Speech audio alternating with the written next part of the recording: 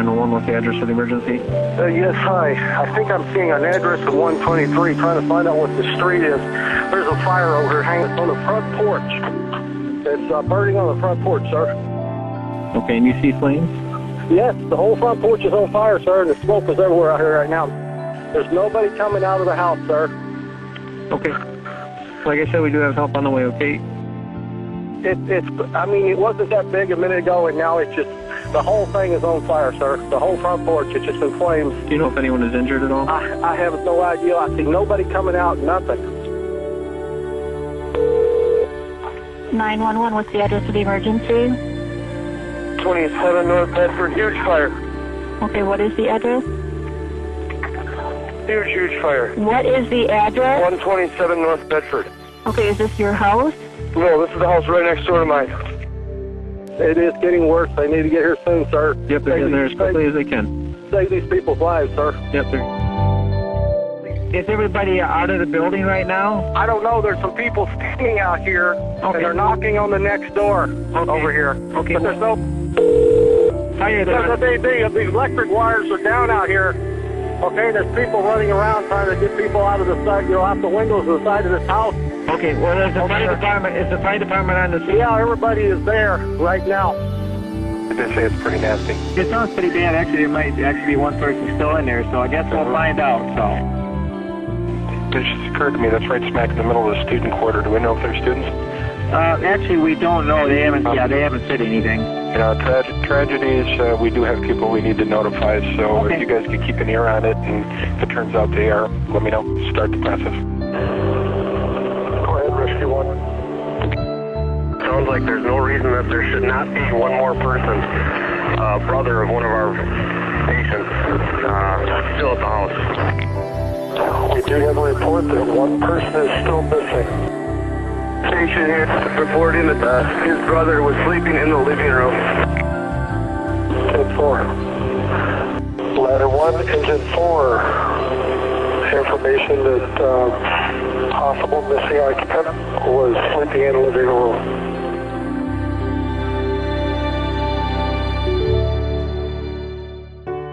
My younger brother Luke and Peter, we always did everything together. We did lots and lots of things together. We always, especially before in early childhood, it was the three brothers hanging out right in a row, a year apart. So we were pretty close in that sense in grade school. And then, I mean, I think we sort of found our own niches as we went into middle school and high school.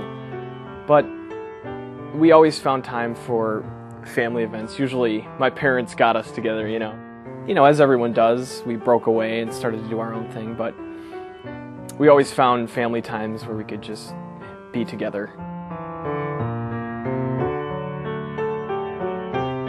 Peter, yeah, he had a lot of inspiration from growing up. There's a song, he made a CD.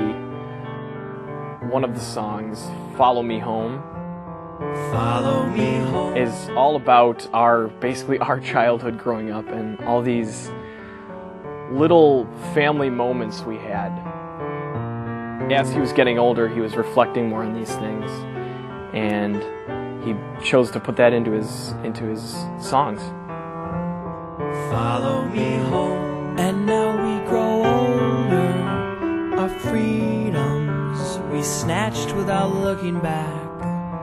Follow me home, I snuck out the bathroom window to smoke cigarettes in a metal tin.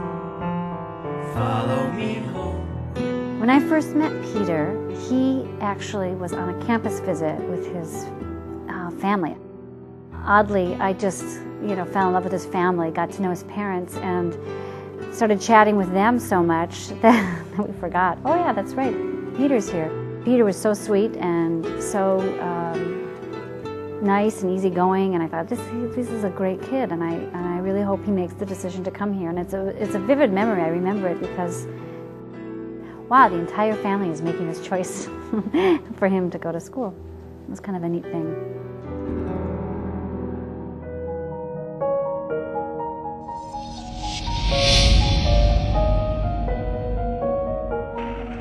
what we see is that people forget how dangerous these situations can be and how dangerous they are once they start. And that they take it for granted in their life that it hasn't happened to me, and it probably won't happen to me. So then they're not prepared. And what I mean by that is whether it's having working smoke detectors or thinking about how you'll get out of a structure in an event like this, people don't think about those things routinely in their life, and that seems to lead to choices that, have tragic outcomes. I took Peter throughout the night, and I followed him from literally the time he left La Crosse all the way to what he did when he arrived in Madison, who he spent time with, how he walked to one location to another, activities that he was involved in. And the final person that I talked to was an individual that had spent the last couple of minutes with Peter before leaving the Bedford Street residence. I was able to track this individual down. And as he left Peter, his last moments, he turned around to wave goodbye to Peter, and Peter was standing right near the area of the couch, which we believed is where the fire was occurring. And I asked this individual specifically, I said, what was Peter doing? What was the last thing you remember him doing? He says, he was just sitting there having a cigarette. As soon as I woke up to the door and the smoke now entering the room, it was an instant panic. This is bad. This is really bad. If I don't make the right choices right now, I will not make it out of here alive tonight. And I couldn't breathe. My heart rate increased. I knew I had to stay calm. However, it felt as though I was breathing through a straw. I felt as though each breath I was getting less and less oxygen, and it was getting harder and harder to think. It was getting harder to be able to know where I needed to go because I couldn't see anything. Kelly and I mean, we didn't really talk much before the fire, and since the fire we haven't done a lot of talking, but I mean, we're just both grateful that we both made it out. And the crazy thing about that fire is that we all started in the same room. Kelly, Andy, and I, the three of us that made it out of that house, we all started in the same room and we all left different ways. Peter was sleeping on the sofa just on the other side of that glass window. So he wouldn't have experienced too much, honestly, until the glass broke. And once it broke, then you've got this sudden rush of heat and fire gases and poisonous smoke that comes into the room.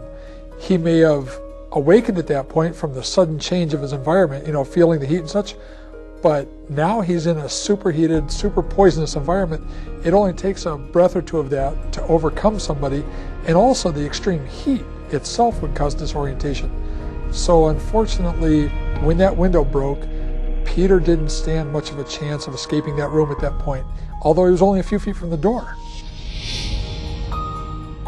Our response time is usually going to be between 4 and 6 minutes from the time we get the call.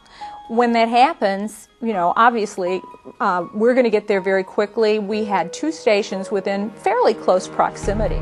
There's a disconnect. People wake up to a fire, and their first instinct is something of disbelief. This can't be happening to me. We see this all the time in prevention. A fire's not going to happen to me, and if it does, I'll know what to do. But as we saw with these young people, they were all very disoriented, very frightened, and really got out scarcely in time to prevent further tragedy. I went back to the house right when we were able to pull some of our stuff out when it was still burnt down, and I didn't really like it. I kind of walked through it, and seeing all your possessions burned to the ground, that's just stuff. That doesn't matter. But looking at the couch where Peter was sleeping and seeing the corner, because he could have gone, he woke up and he ran to the wrong corner. He could have gone one of 2 ways. He went into a corner. He could have went towards that door. Whether or not he would have gotten out, I don't know. But I mean, he woke up, I'm sure, just confused and went the wrong way. And seeing the couch where he spent his last time was, thinking about it now still gives me the chills. And one thing I do remember is Tim, Andy and Peter's dad, he wanted me to walk them through the house and show them, where Pete was and this such a thing. And we were walking through, and Tim actually went down to the ground into the rubble, and he found a shoe, and he's like, this was Peter's shoe. And that that gives me the serious chills right there. I lived in college housing where I had my pizza burn in the oven, and so I would get annoyed at my smoke detector, and I took the batteries out, and just for that moment to get the smoke to not, and I forgot to put the batteries back in. And those are things that we as college students did. And I know that that's what people do now, or they move into a place and they don't think about their smoke detector. You're not thinking about things like that. You know, it's not in your radar. And I think we do need to think about that, not just batteries in your smoke detector. Being aware of if there are smokers, where are they going to smoke?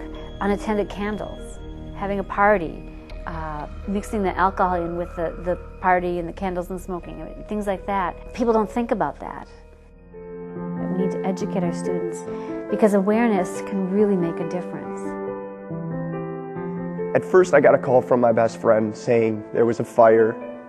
We don't know all the details yet. Peter might not have made it. And just that, someone telling you that, nothing can prepare you for that. And nobody should ever go through that.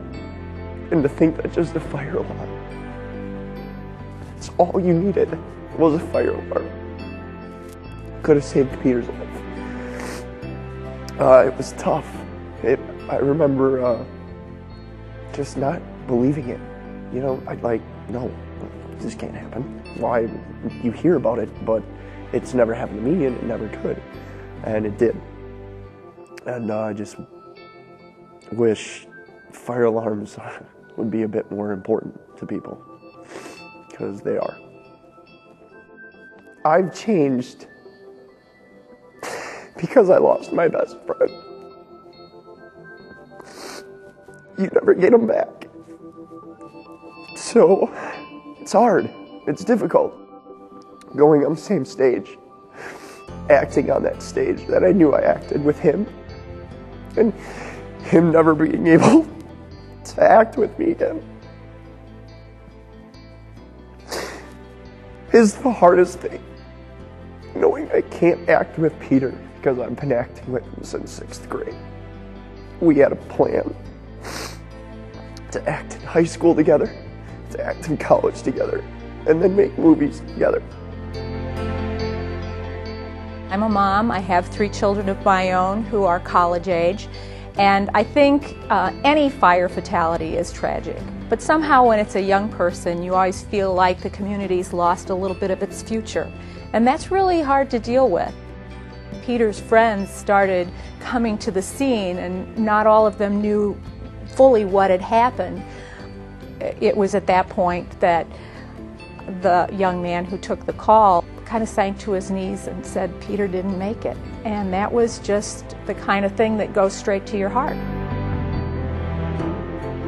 It wasn't until the second day that I was in the hospital, after my vitals had been checked, after I had been put in a hospital room, and I was a little more stable, and I was able to talk a little bit more. I had continued to ask, well, how's Peter? Where's Peter? Did they get him out? And at this point, my dad and stepmom were there.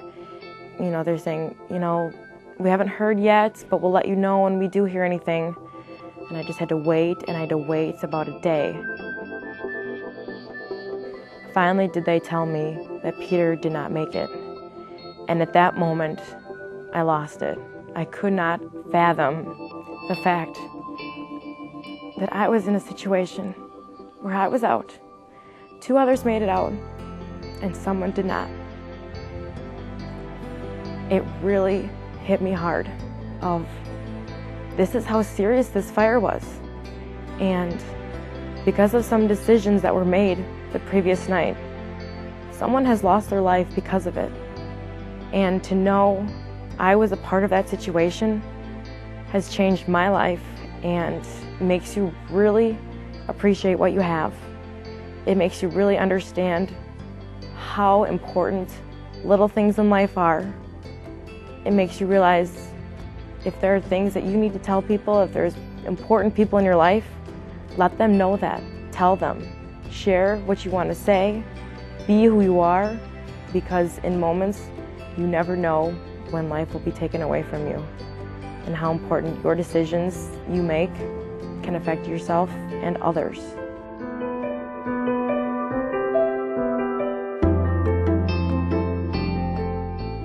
You never understand why things happen. You just have to go ahead and say, what can we learn from this? How can it be prevented in the future? And one thing Andy had said to me that I'll never forget is, God wanted us to live, and now we are here for a purpose. And if it's to give this message to help others not be in the same situation, then I will do that every day. It's a tragic loss. Peter had so much to offer to this world if he had lived on. And I found that out because in my interviews, you don't only learn about a knight, you learn about a person. And I learned so much about Peter in that time frame of interviewing people, of talking with his family. And he had so much to offer to this world. And so it is a shame. But at the same time, in many ways, what we've accomplished, and by we, I mean his family and the city working together, Peter lives on. And I think if you can take anything from this tragedy, and I think the family has, is that every life that will be saved in the future is Peter living on. I always believed in you, Peter. You know that. And thank you so much for teaching me the things you taught me. And I loved you like a son. And you made me laugh. And I hope you're playing. And I hope you're happy and peaceful right now. Losing Peter is an ache that no one has to go through. They shouldn't go through. And we just need to help each other out and be aware. This event is a tragedy that I never wanted to face. My students never wanted to face this. And certainly Peter's family never wanted to face this. I remember Peter was such a caring, empathetic person. He really felt what other people felt. I remember when we had a little cocoon that we were going to hatch one time when he was little, and the butterfly hatched out and it had a bad wing and the butterfly couldn't fly. Peter just cried and cried and cried, and he couldn't deal with the fact that this little butterfly couldn't make it. And it was really hard for him, but he did that the whole time. Every time we were upset about anything, Peter would be the one to cry. He was a loving kid. He hugged me so tight every time I said hello to him or goodbye to him. Peter would hug me. That's who he was. That's what he did. And I remember when I hugged him goodbye for the last time. I won't forget it. And now I can't do that anymore.